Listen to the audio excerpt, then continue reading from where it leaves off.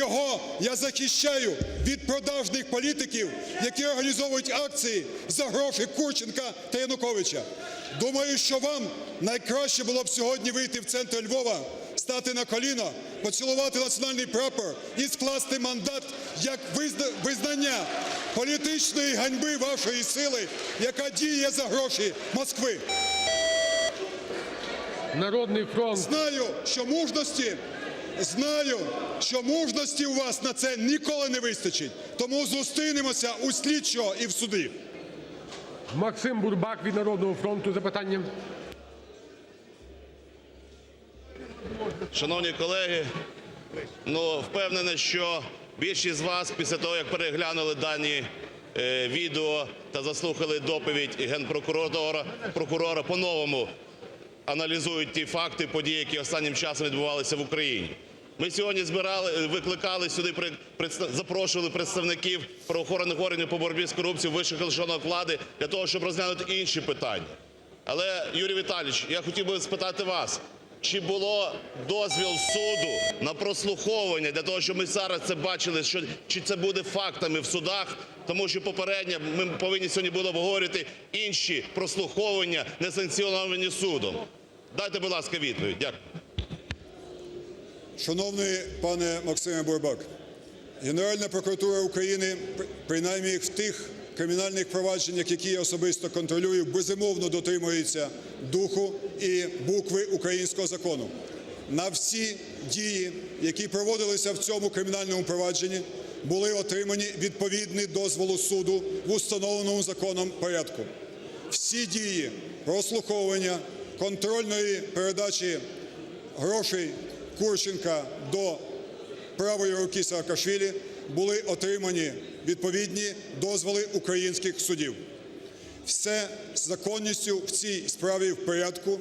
Я впевнений, що це усвідомлює і юрист Саакашвілі, інакше він би не втікав з оперативного автомобіля Служби безпеки України і не переховувався б зараз за спинами обдурених або куплених ним за гроші Януковича людей.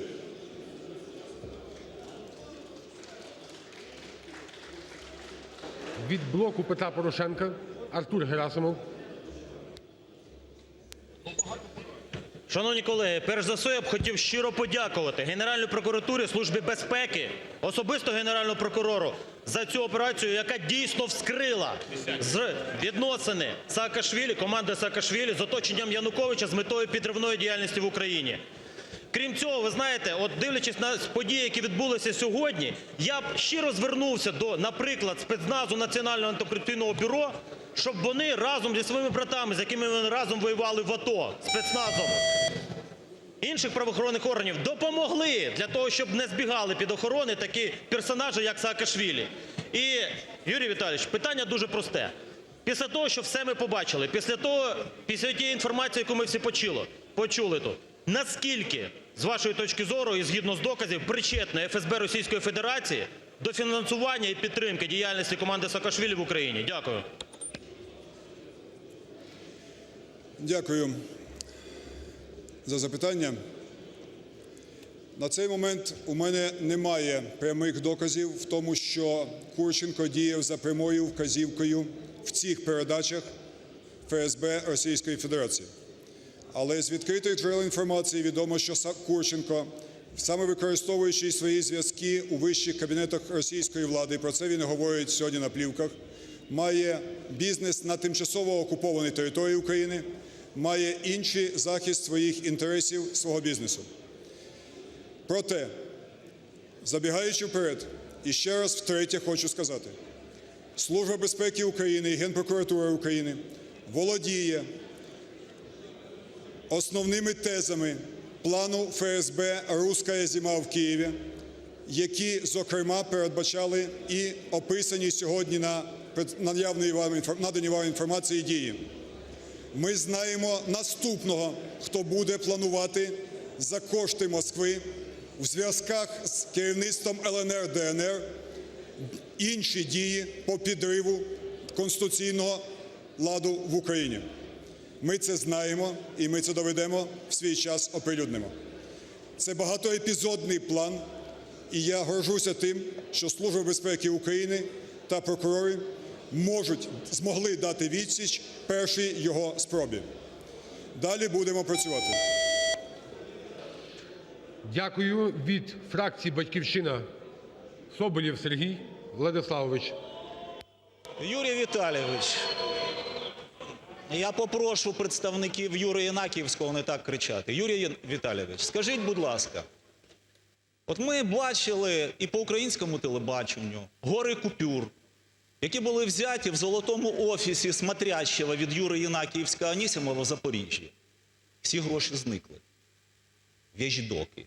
Мільйони гривень. Де було підписано, звідки брали, з яких комунальних підприємств, кому роздавали. Тим губернаторам, мерам і всім іншим. Ми тут дивились немало відео. А за останні півроку з розшуку зняли того ж самого Курченка, Януковича, Юру Єнакіївського і ще десятки прізвищ. У мене питання одне. Коли ви повторно звернетесь в Інтерпол для того, щоб ці особи знову були в розшуку, а не гуляли по Монако, по Москві і по інших столицях? Дякую. Дякую.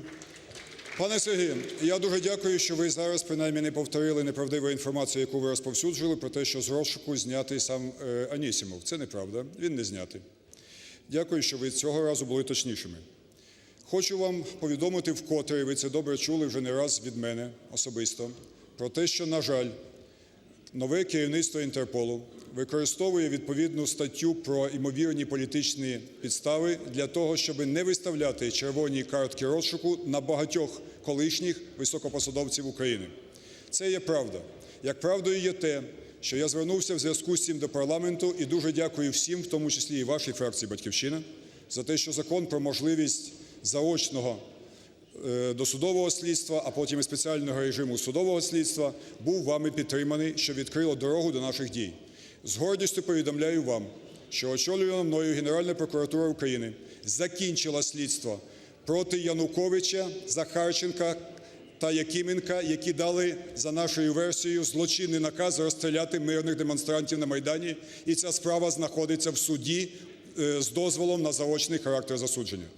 Також ми завершили слідство по Азарову, Арбузову, Клименку, Курченку, Ставицькому та багатьом іншим високопосадовцям оточення Януковича. Всі ці справи, матеріали знаходяться в суді, і ми очікуємо на дозвіл на заочне досудове слідство та передачу в суд для спеціального режиму судового слідства. Величезна, титанічна робота, яку провела слідчі прокуратури за ці 3 роки, фактично вийшла на фінальний етап в суди.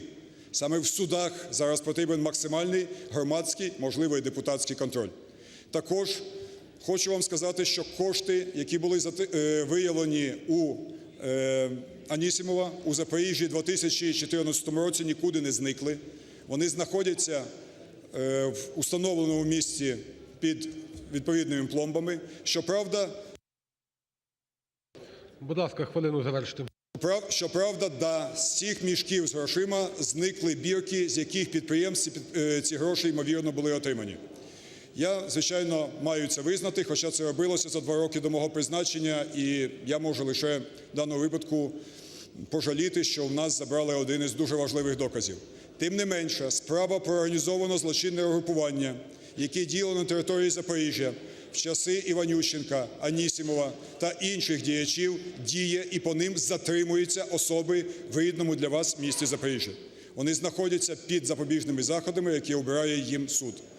Сам Анісімов знаходиться в розшуку, і в той момент, коли він буде знайдений, він буде взятий під варту. Це я вам гарантую так само, як і усі інші законні дії на захист української держави. Дякую вам. Від Радикальної партії Лозовий, так? Будь ласка, включіть мікрофон Лозовому. Андрій Лозовий, Радикальна партія. Хотів нагадати всім присутнім і народу України, що конкретно наша команда, лідер Олег Ляшко, Ігор Мосійчук, Дмитро Лінько, я з першого дня говорили про те, яка помилка була покликати сюди Саакашвілі, що це грузинський Янукович, який полікоть в крові свого народу, що це абсолютно, що громадянство його незаконне, що це безпринципний персонаж, який заради влади і грошей готовий переходити будь-які моральні межі. І час показав нашу правоту. Краще пізно, ніж ніколи. Водночас краще, ніж ніколи, шановний Юрій Віталійович, ви сьогодні дуже правильно цитували Тараса Григоровича Шевченка про раби подножки грязь Москви. Хотів нагадати, в вересні минулого року ви анонсували подання на московського агента Миколу Скорика, присутнього в цьому залі, який особисто керував тітушками, які калічили журналістів і активістів Одеського Євромайдану. Внесіть подання, час прийшов.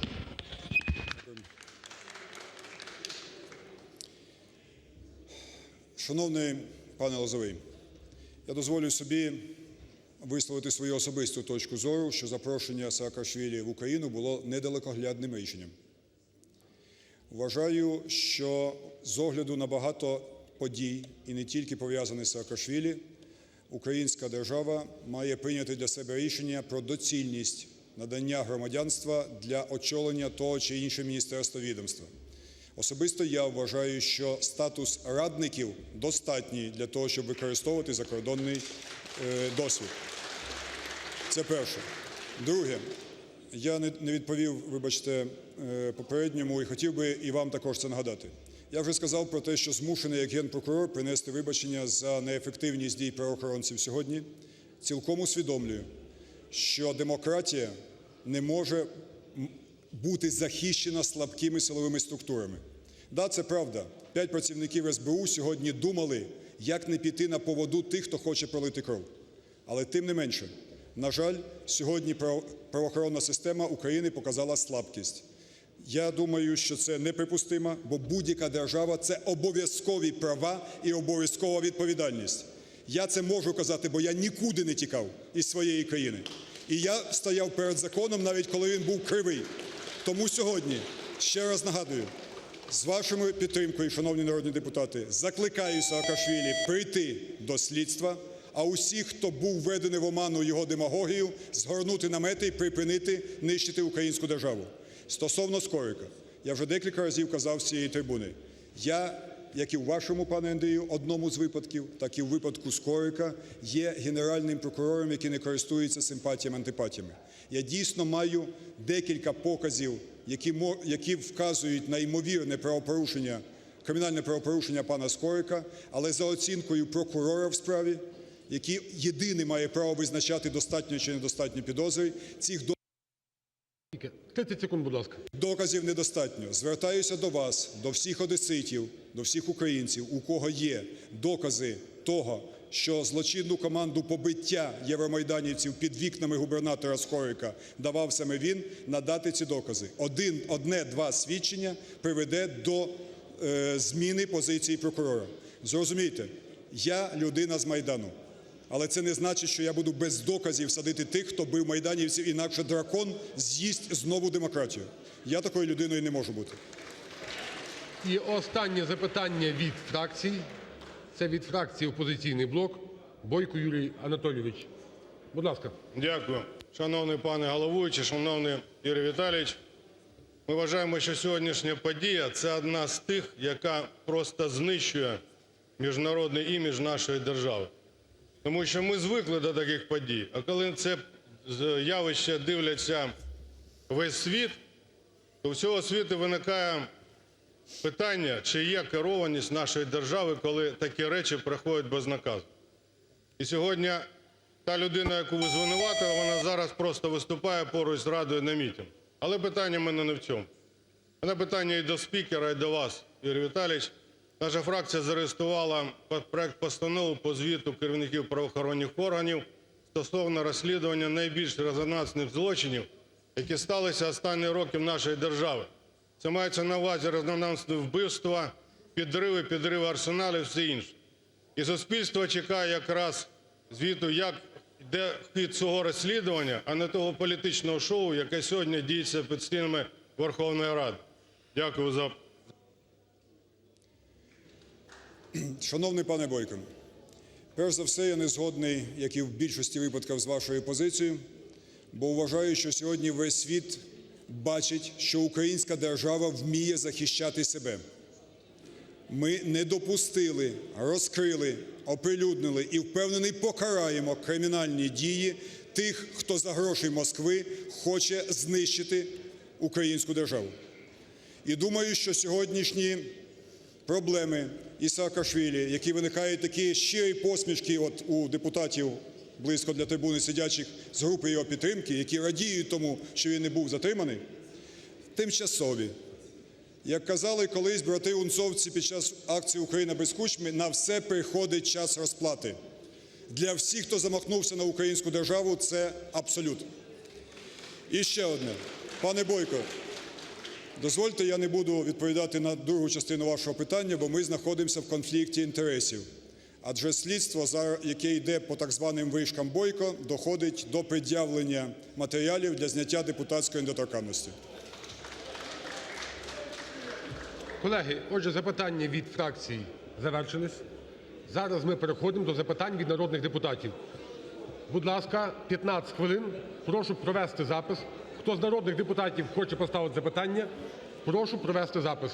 Будь ласка, запитання від народних депутатів. Прошу включити запис.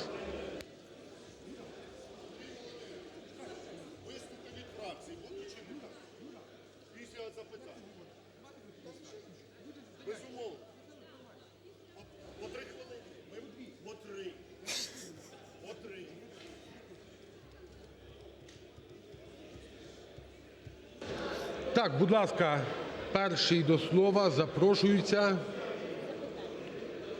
до запитання Амельченко Василь Васильович. Нагадую, це запитання, виступи будуть після запитань. Зараз тільки запитання, потім на прохання фракцій я дам виступи від фракцій. Зараз запитання для уточнення. Амельченко Василь передає слово Олегові Ляшку, будь ласка. Олег Ляшко, Радикальна партія. Пане Генеральний прокурор, стаття 36 Конституції України. Членами політичних партій можуть бути лише громадяни України. У мене питання до вас, як до особи, яка очолює орган, котрий мав би вимагати від органів влади дотримання законності. Чому не громадяни України проводять політичну діяльність в Україні? Чому не громадяни України дозволяють собі хаос в Україні, який дискредитує українську державу? У мене дуже просте запитання. Чи може будь-який громадянин відчувати себе безпечно в рідній країні, коли немає влади, немає закону, немає верховенства Конституції, немає дотримання самої Конституції?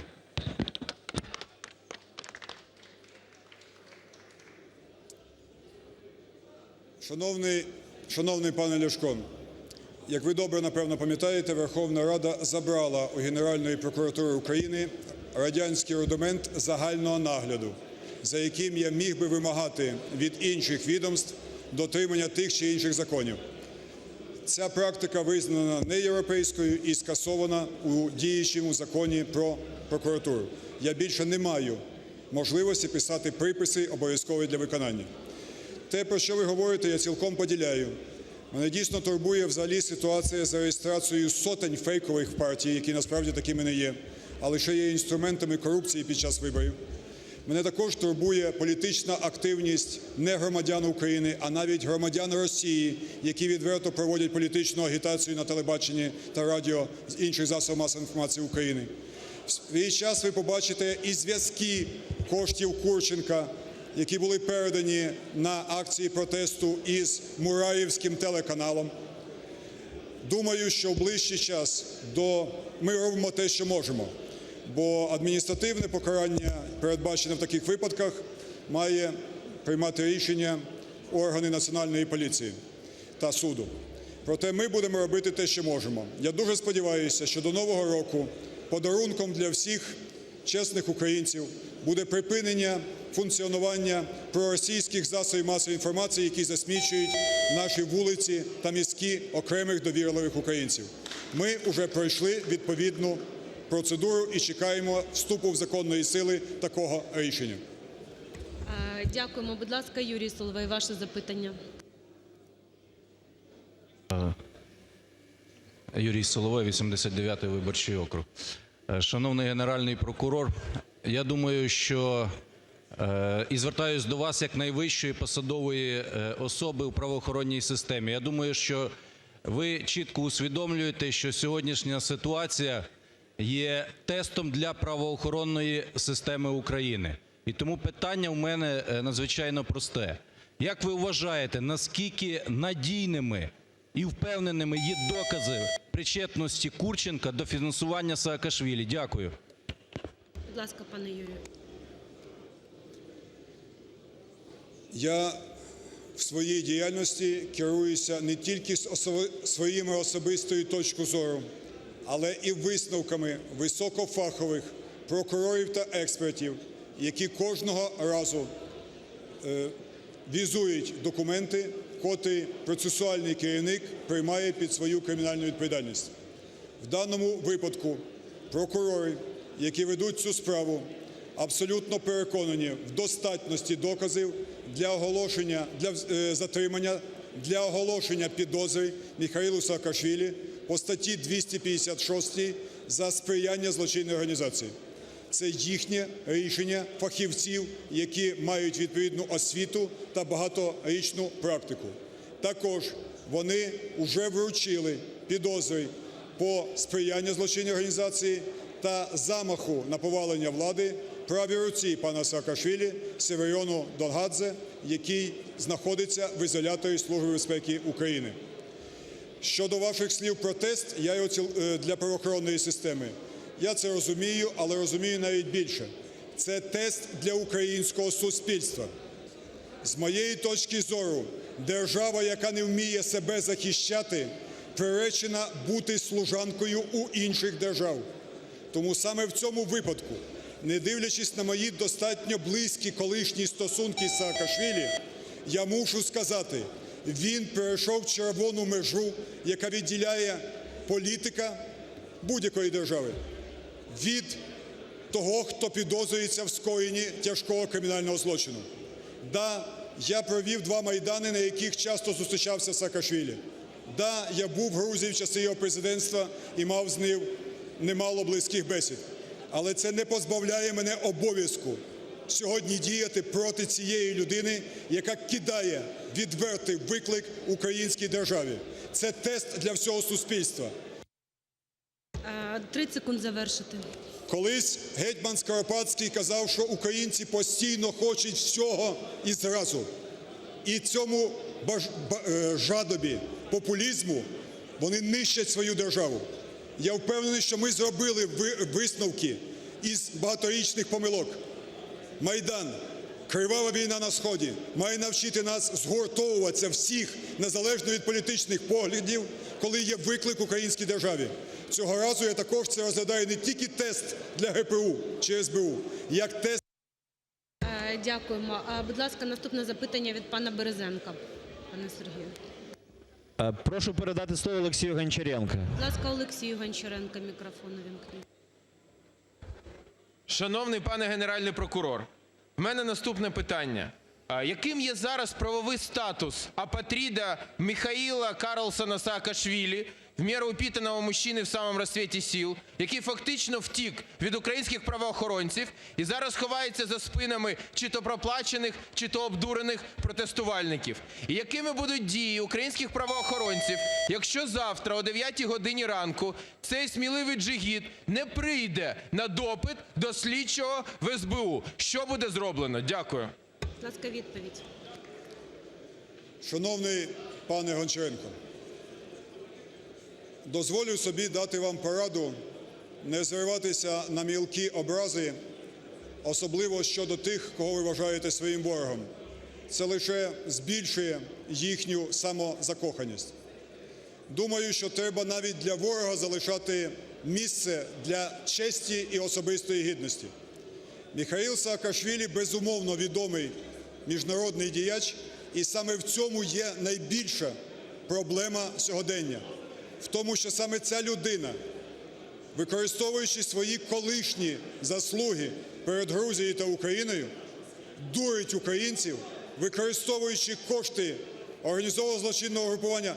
Пане Лещенко, можна попросити вас, як вам так весело, посміятися там з Саакашвілі, не заважати мені виступати?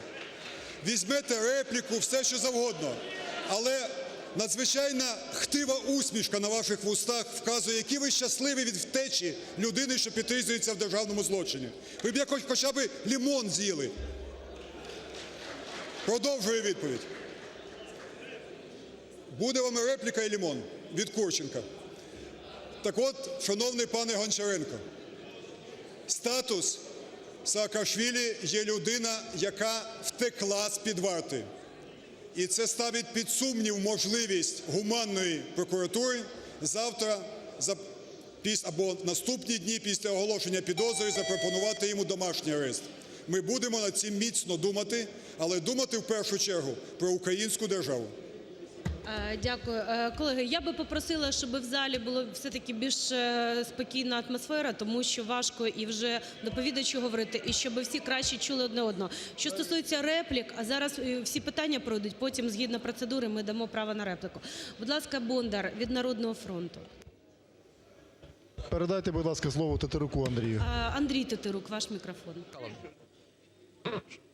Шановний пане Генеральний прокуроре, з 2014 року наш парламент робить все можливе, аби захистити нашу країну від збройної агресії Російської Федерації. Ми в цій залі приймали не одне важливе державницьке рішення, яке посилювало нашу країну. І ми розуміємо, хто головний ворог. Ворог сидить в Кремлі. Але також ми розуміємо, що він використовує всі можливі і неможливі засоби для того, щоб зруйнувати нашу державу. Але наша держава не здатна боротися на два фронти – на зовнішній і з внутрішніми ворогами. Тому я звертаюсь до вас, до Голови Служби безпеки і до Президента країни зробити все можливе для того, щоб взяти ситуацію під контроль. І всі ті, хто роблять заколоти з очевидними доказами фінансування банкірами злочинної родини Януковича, щоб їх в відкритий спосіб притягнути до відповідальності, щоб судовий процес був зрозумілий всьому суспільству і всьому світові, і ми зупинили воювати на два фронти. Внутрішні вороги мають сидіти за ґратами. Дякуємо. Будь ласка, відповідь. Дякую. Отже, наступне запитання. А ще відповідь. Так, будь ласка, Юрій Віталійович. Шановний пане Тетерук, на жаль, я мушу сказати вам правду. Ми і далі будемо воювати на два фронти. Це реальності, і давайте себе не дурити. Як і сотні років до того, українці будуть боротися із зовнішніми, і з внутрішніми ворогами. І єдина можливість виграти – це відчувати внутрішню єдність, незалежно від партійних, або регіональних, або будь-яких інших інтересів. Можна багато говорити про патріотизм, але саме зараз він вирішується. Там, на фронті, і на цьому другому фронті. Там, де йде мова про необхідність бути в українського слідчого, Української служби безпеки, дискусій бути не може. Будь-хто від Генерального прокурора до апатріда Саакашвілі мусять постати перед слідством і дати відповіді, і відповідати за свої вчинки. Мені здається це очевидним.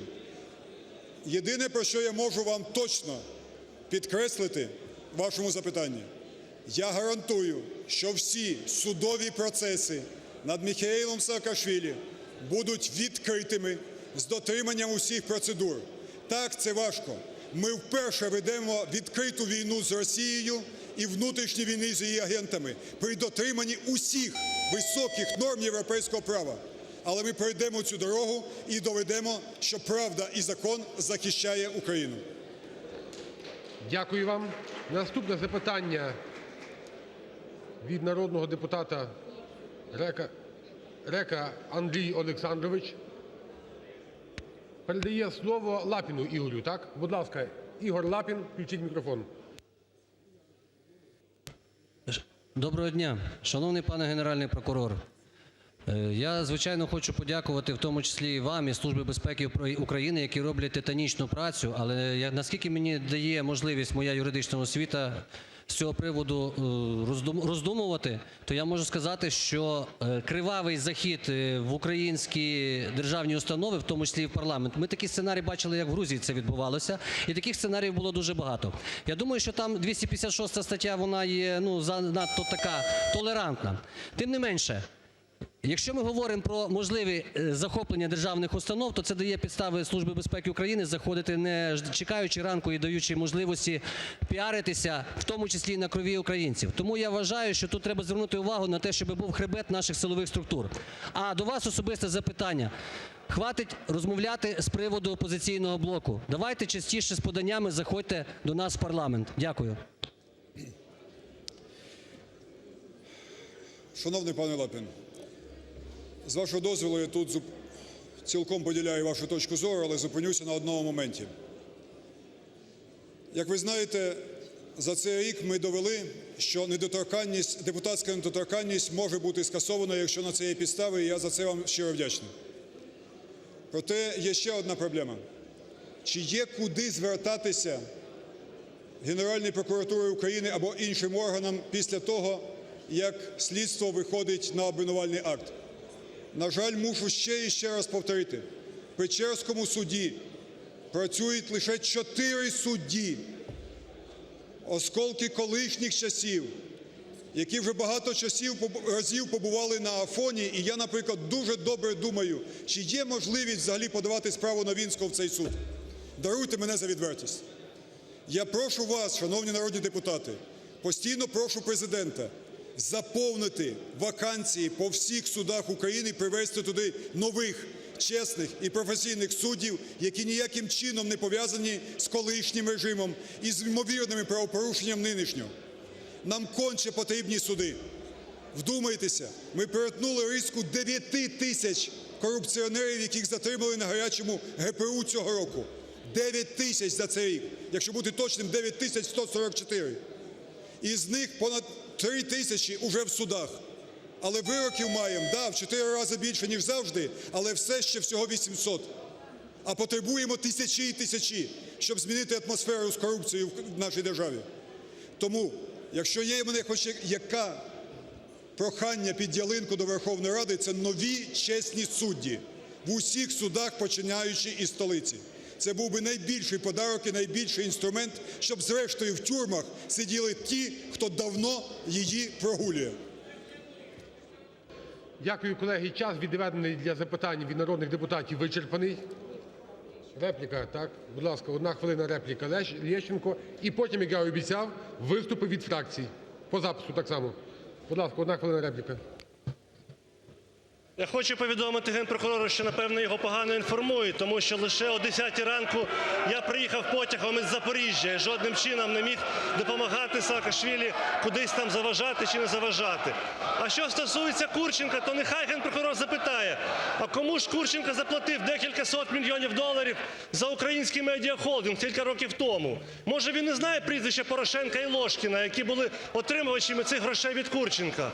І якщо Генпрокурору цікаво, то нехай він розкаже, а чому він врятував Юрія Бойка із справи Курченка про скраплений газ, коли 2,5 роки тому слідчі підготували проект підозри і внесення в подання в парламент про арешт Бойка. І Луценко за цей час, як і Шокін, не вніс подання на Бойка по справі Курченка, де йдеться про $500 мільярда розкрадених українських грошей. І якщо вже зовсім цікаво, то нехай розкаже він, чому він не вносить подання на Лукаш, підозру на Лукаш, і чому він блокує справу Пшонки по колезі Карнацькому, який на весь світ вже повідомив, як його рекетував. Дякую.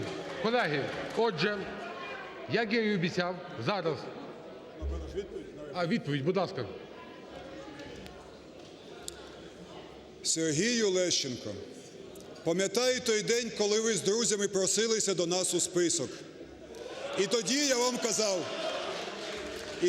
казав, візьміть одну справу, в якій розумієтесь, і доведіть її до кінця, і станете справжнім пізнаваним авторитетним політиком.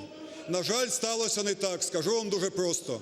Брехнею світ пройдеш, а політиком так і не станеш.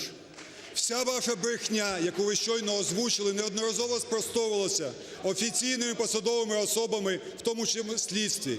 Але вам так хочеться, щоб вас бачили, і щоб так забули про вашу незвідки взяти величезну квартиру, що ви не можете зупинитися в брехні, і тому підтримуєте Саакашвілі, який в цьому вам дає майстер-клас. Отже, колеги, увага! Зараз виступи від фракцій. І після того я запрошую до заключного слова Юрія Віталійовича. Хочу наголосити, що нам лишилось 15 хвилин, і тому я правом, наданим мені Регламентом, продовжую на 15 хвилин засідання. Це той період, який ми можемо встигнути виступити. І я прошу представників фракцій, хто бажає взяти участь у виступі, по 3 хвилини, прошу провести запис. Потім заключне слово Луценко. Будь ласка, прошу провести запис.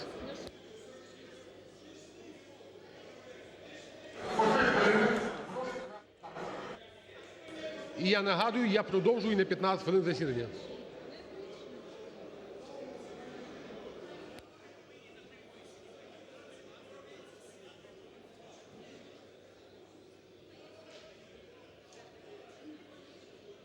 Від "Самопомочі" до слова запрошується Березюк Олег. Будь ласка.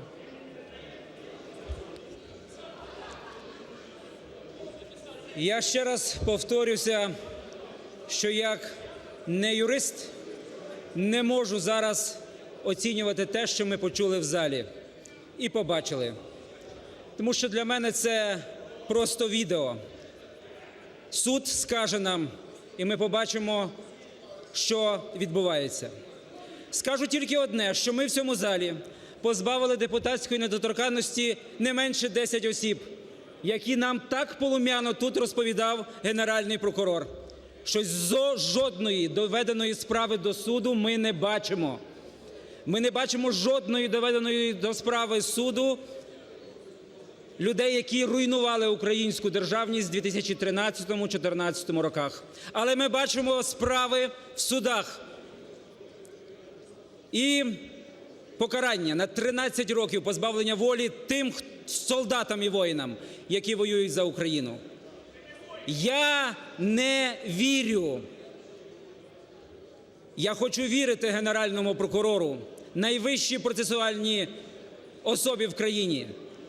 А сьогодні Генеральний прокурор з цієї трибуни до мене, до народного депутата, звертається і скаже: побачимося в слідстві і в суді. А по що? По мені слідство відкрите? Чи судовий процес? До кого я маю звертатися з скаргою про порушення моїх прав як звичайного громадянина України і звичайного народного депутата? До Генерального прокурора чи до Президента України? Я вважаю, що ця ситуація сьогодні шкодить гаранту прав і законів України, Конституції, бо це підстава найвищої посадової особи країни і гаранта нашої Конституції – Президента України.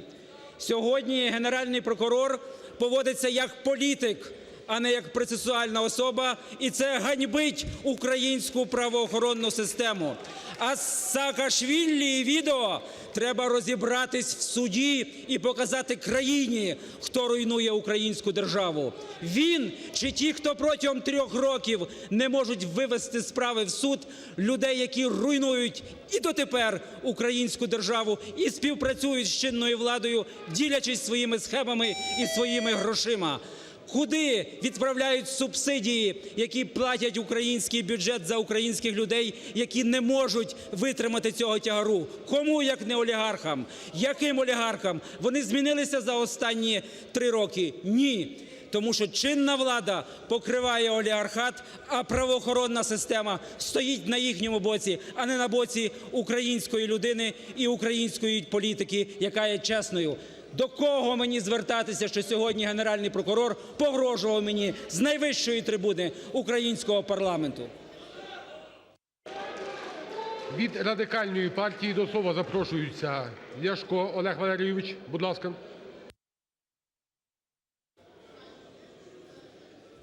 Олег Ляшко, Радикальна партія. Генеральний прокурор Луценко цитував гетьмана Скоропадського. Я хочу процитувати ще одного великого гетьмана Івана Мазепу. «Усе гине там, де володар не готовий кожної хвилини захищати свою країну, як лев, як вовк, як собака». Проблеми Саакашвілі, про які зараз насправді це не проблеми Саакашвілі, це проблеми України. Це проблеми кожного українця, тому що там, де хаос, там, де беззаконня, там, де безвладдя, це демонстрація для всього світу відсутності країни, відсутності держави. Це приниження нашої країни. Звідки виникли ці проблеми?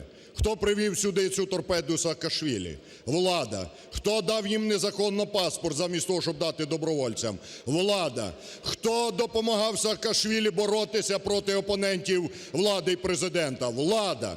А сьогодні, коли вони не поділили між собою, у них країна в заручниках. Тому я вітаю зусилля правоохоронних органів на розкриття цієї кремлівської консерви. Наша команда одразу, з самого початку, коли він прийшов сюди в Україну, ми сказали, треба не іноземців приводити до України, а треба власним українцям давати можливість реалізувати себе в рідній країні, а не шукати рятівників і пророків за кордонами. Підіть на базари, підіть на вокзали, найдіть молодь українську, яка з дипломами про вищу освіту торгує, не має можливості реалізуватися в іншій країні, не в рідній країні. Але я зараз хочу звернутися до політиків. До Тимошенко, яка підтримувала прорив Саакашвілі кордону, до колеги шановного Березюка, до інших. Скажіть, будь ласка, дорогі колеги, я сподіваюся, на відміну від Саакашвілі, ви історію України знаєте. Що 100 років тому зубила країна? Через чвари.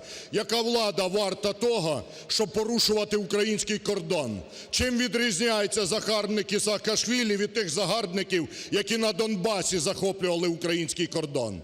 Яка влада варта того, щоб розвалити країну зсередини? Що вас пов'язує із Курченком? Що вас пов'язує із Саакашвілі? Що вас пов'язує з Кремлем? Я вам скажу, що вас пов'язує. Ви говорите за людей, ви не говоріть за людей, бо ви говорите неправду. Ви боретесь за владу. І для вас люди – це витратний матеріал у боротьбі за владу. Для вас Україна – витратний матеріал. Але ви забули одну просту істину. Замість того, щоб сьогодні сконцентрувати всі сили на Східному фронті, на відбитті російської агресії, ви розвалюєте країну зсередини. І ви використовуєте Саакашвілі. Ви готові чорта лисого використати і любі гроші, аби прийти до влади, тому що вам байдуже Україна. Для вас на першому плані власні політичні інтереси. Я хочу сказати українцям, не вірте тим, хто говорить, як дбає про народ. У них на першому плані власні інтереси, а не ви, шановні українці.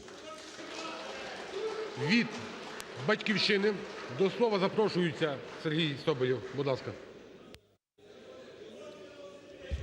Шановні колеги, я думаю, найпростіше було тут поставити дзеркало, і особа, яка зверталась, дивилась би в це дзеркало і розказувала про себе. Все було б зрозуміло. А тепер по суті. Та Міхаїл Саакашвілі – це герой, який врятував Грузію. Це людина, яка врятувала Грузію від корупції, яка навела порядок в судах. Це людина, яка змогла зробити економічний прорив в Грузії. Я цитую Петра Порошенка під час представлення Міхаїла Саакашвілі на посаду глави Одеської обласної адміністрації і вручення йому посвідчення громадянина України. Саме в цей момент йому передали указ за підписом глави держави. Та вам не соромно все, що тут відбувається? Вам не здається, що ви всі є учасниками одного театру абсурду?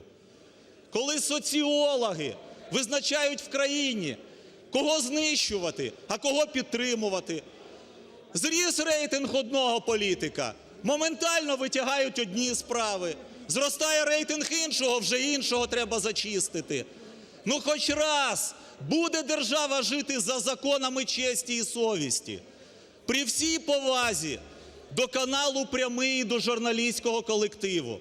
Скажіть, будь ласка, чи заарештовані у нас гроші Януковича і його сина? Ну це ж канал, який прямо був зв'язаний з сином Януковича Олександром. Скажіть, будь ласка, як пройшла ця здєлка в Україні? Хто дозволив перевести кошти за цей канал? Люди, що ми робимо? Хто їхав до Фірташа в Відень напередодні президентських виборів? Фірташа, який під арештом сидів в Відні за заявою Федерального бюро розслідування США. в хабарях, які він давав і в яких він обвинувачується за спробу заволодіти індійськими ресурсами. Що ми робимо?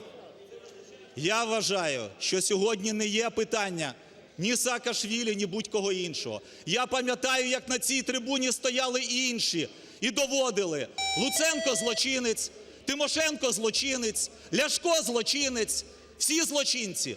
Де тепер ці люди всі? В Москві? В Ростові? Вам не буде потім соромно, коли ви слухаєте все це, а не робите висновків? Ніяких політичних справ не може бути в країні. Є злочин – в суд доведіть. А концерти тут влаштовувати досить. Дякую. Дякую вам. Від "Блоку Петра Порошенка" Мельничук. Включіть мікрофон, будь ласка. Це виступи від фракцій.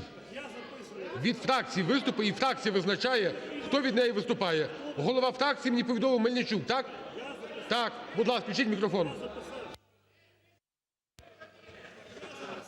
Хотілося б сказати попередньому виступаючому: ви перед тим, як згадувати і цитувати Петра Олексійовича Порошенка, згадайте про те, як ваша політична сила брала у свій список депутатів від Партії регіонів для перевиховання, а потім зразу об'явила, що вони не перевиховуються. Але в Верховну Раду ви їх уже завели.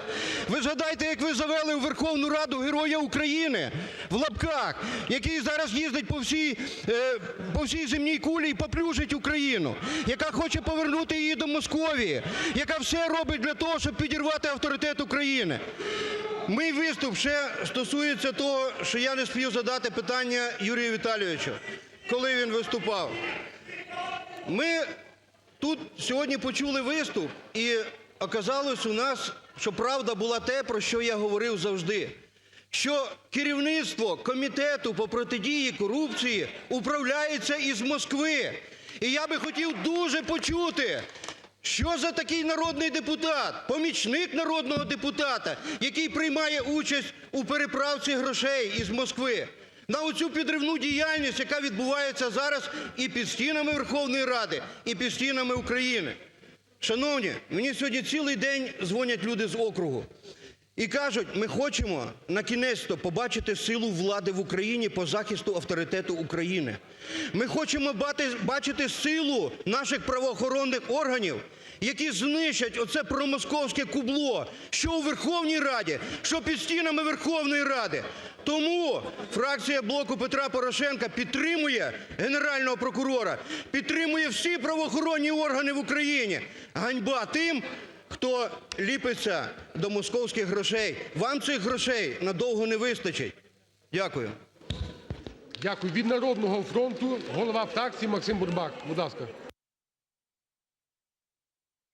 Мені від фракції не дали виступити. Я член фракції.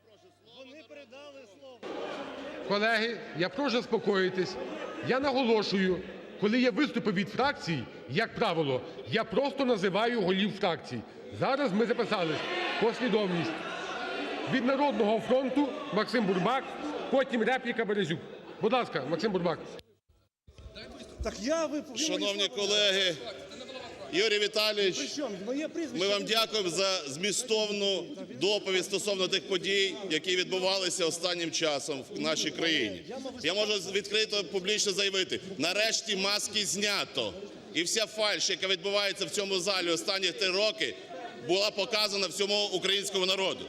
Тепер ми по-новому можемо усвідомити і осмислити ті історичні події, які відбувалися останнім часом у нашій країні.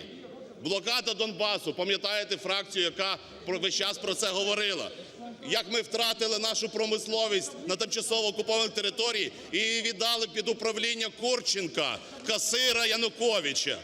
Нарешті ми тепер бачимо, чому був такий шалений спротив спецконфіскації, яку пропонував Народний фронт, і 1,5 роки тут її відстоював. І Генеральна прокуратура забрала гроші банди Януковича і персонально у Курченка. Тепер ми розуміємо, кому потрібно було запалювати димові шашки, і нашому колезі Тетеруку треба було їх виносити з цього залу. Тепер нам відомо, чому було зірвано під час керування Одеською областю відкритий публічний міжнародний конкурс по приватизації Одеського приватного заводу. Тому що Курченко хоче його собі повернути, а його треба було зберегти. Тепер ми розуміємо, хто дестабілізував ситуацію в країні та виконував замовлення на зняття уряду прем'єр-міністра Яценюка. Хто це робив? Тепер нам зрозуміло, що ми тоді вчинили правильно. Державницьке, відповідальне рішення прем'єр-міністра Яценюка врятувало державу. І команда "Народного фронту" врятує повторно її зараз. Ми вимагаємо від Генеральної прокуратури, СБУ та інших правоохоронних органів відновити силу закону і права в нашій країні.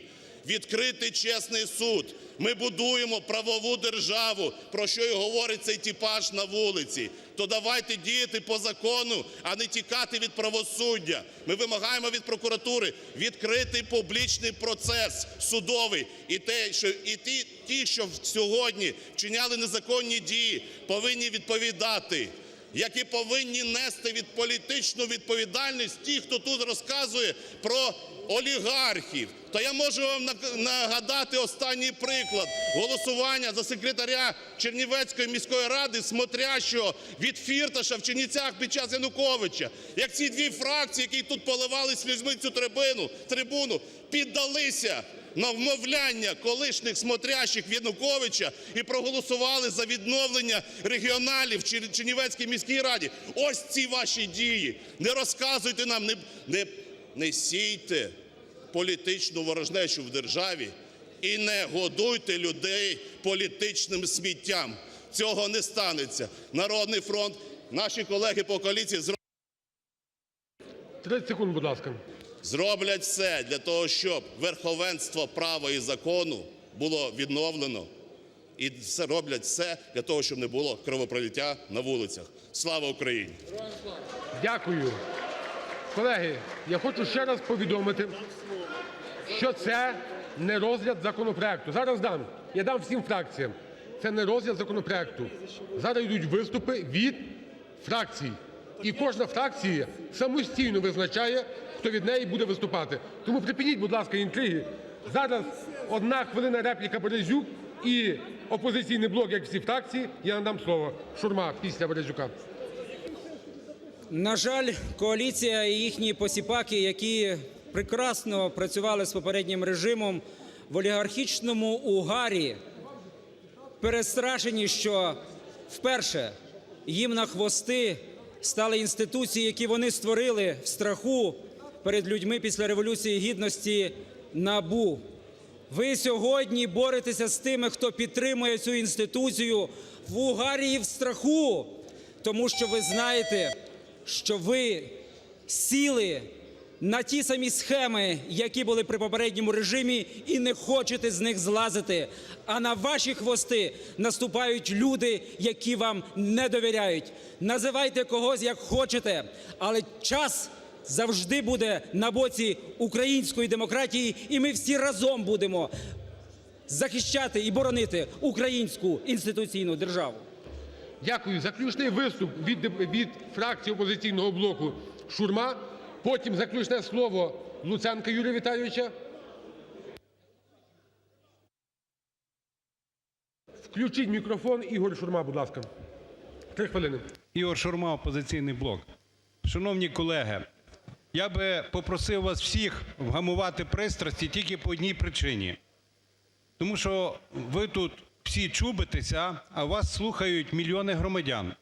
Ви ж задумайтеся, їм завтра треба йти на роботу, їм завтра треба йти кому в операційну, кому в школу, кому на ринок, з дітьми, з внуками. У різних є політичні погляди.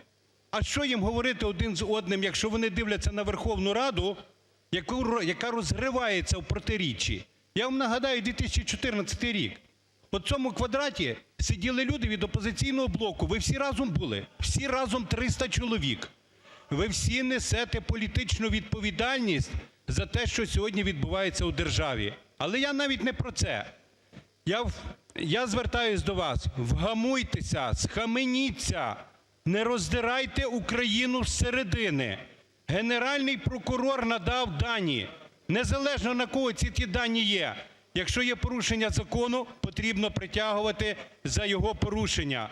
Якщо є на сьогоднішній день порушення законодавства з позбавлення громадянства Саакашвілі, то воно було і з порушенням, коли його надавали. Саакашвілі – це сьогодні один з небагатьох іноземців, який був вклинений у владу, і ми застерігали: краще дайте владу своїм фахівцям, а не давайте іноземцям. Де сьогодні є Квіташвілі? Де сьогодні є представників 300 з Грузії, які займають керівні посади в Україні? Це все наступні кроки. Супрун не здала другий паспорт, вона є іноземка. Що відбувається? І саме основне, я сьогодні дивлюсь на взаємні образи. Люди добрі, ви ж коаліція були. Сьогодні ви несете відповідальність. Якщо ви, той, хто є сьогодні, себе називає в опозиції, звертаєтесь до коаліції, ви узурпуєте владу, це означає, що ви вийшли з коаліції. Я призиваю "Самопоміч", "Батьківщину", всіх. Якщо ви вийшли з коаліції, позбавтеся своїх керівних посад в комітетах. Ви ж їх отримали завдяки своїй участі в коаліції. Ви знесете політичну відповідальність за те, що відбувається в державі.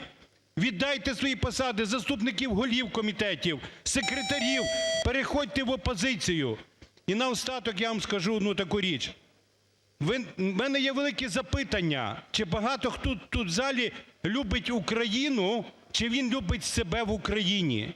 Якщо ви любите в Україну як державу, пошкодуйте тих людей, які вас обирали. Вони ні в чому не повинні. Не сійте ворожнечу, не сійте громадянське протистояння, бо ззовні дуже багато людей хочуть, щоб ми своїми руками роздерли цю державу. Дякую. Дякую вам. Шановні колеги, я не попередив Генерального прокурора, що надам йому можливість для заключного слова. Він вже поїхав виконувати свої обов'язки. Я хочу вам сказати, колеги, що сьогодні під час обговорення всі ті емоції, які були зранку, ми дали змогу повністю і надати запитання від фракцій, і надати запитання від депутатів, і виступити від фракцій. Це тривало майже 2 години. І я хочу наголосити, що завтра ми продовжимо обговорення інших силових відомств. Тільки щоб не було образ, ми не зможемо по 2 години давати кожному силовому відомству. Ми просто не встигнемо до будь-яких питань порядку денного дійти. Тому я думаю, що ми будемо по годині завтра заслуховувати керівників. Я окремо ще раз запрошу керівників на завтрашнє ранкове засідання. А зараз вечірнє пленарне засідання Верховної Ради України оголошую закритим. Завтра о 10 годині ранку я запрошую всіх в зал для продовження нашої роботи. Дякую. До побачення.